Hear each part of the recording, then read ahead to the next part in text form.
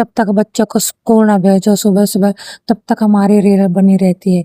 और जब बच्चे स्कूल चले जाते हैं, तो उसके बाद जाके हमें जो थोड़ा-सा चैन मिलता है, तब आराम से जो नाश्ता करते हैं। तब उसके बाद फिर जो है घर का काम जो स्टार्ट हो जाता है। मैं तो आज अपना खेत गई थी, ना मैंने कुछ और ज़्यादा काम किया, मैं तो बस नहाई-धोई और फिर उसके बाद जो अपने जेठ जी के दुकान से एक लड्डू खाया, मीठा क्रेविंग हो रही थी।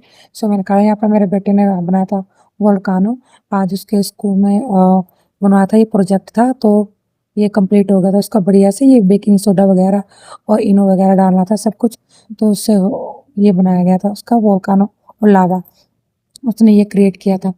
और फिर उसका जो बारिश लगी थी दिन में और बच्चे भी नहाए थे आज दिन में बारिश में, और फिर एकदम से अचानक धूप भी आ गई थी, पता ही नहीं लगा एकदम से मौसम से बारिश भी और धूप भी इतनी तेज निकल आई थी, पसीने पसीने हो गए थे फिर भी। और फिर वो घास लाना तो आज कैंसिल ही हो गया था, क्योंकि सारा घास जो है गीला हो गया था शाम का। पापा जी बोले कि घास तो पड़ा हुआ, ये देखिए घास पड़ा हुआ था, और पापा जी जो पशु बाहर निकाल रहे थे शाम को। और यहाँ पे मैं बना रही थी चाय, शक्कर की चाय बनती है वैसे हमारे घर में। आज दिन में कढ़ी चावल बनाए थे, मम्मी ने बनाए थे आज तो। ये लौंग है और एक काली मिर्च है जो थोड़ी थोड़ी बोलते उसको सीलन होगी थी इनमें, तो धूप में डाली हुई थी। और आज जो मक्की भून रहे थे हम, आज घास लेने गए नहीं थे, सोचा आप मक्की भूनने का काम ही करते हैं। तो मैंने यहाँ पर जो मक्की के जो होते हैं टंडे बोलते हैं हमारे से, इसको पौधे को टंडे काटे, इसको टंडे समेत ही काटना पड़ता है। और यहाँ पे अमरूद हमारे तो पके लगे हुए थे बहुत ज़्यादा, लेकिन इनमें कीड़े भी बहुत ज़्यादा लगे हुए हैं।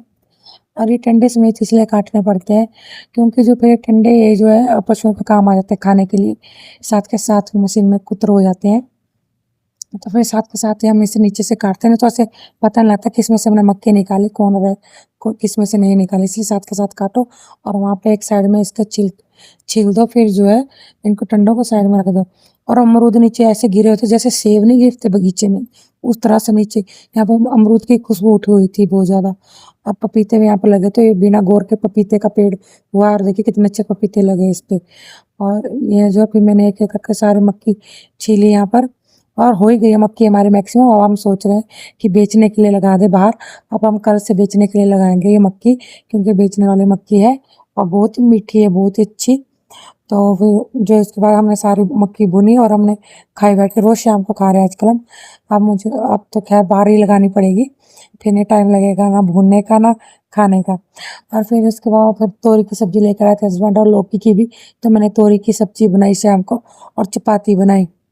लेकिन तोरी की सब्जी तो पता नहीं क्यों कड़वी निकली, बहुत ज़्यादा कड़वी हुई।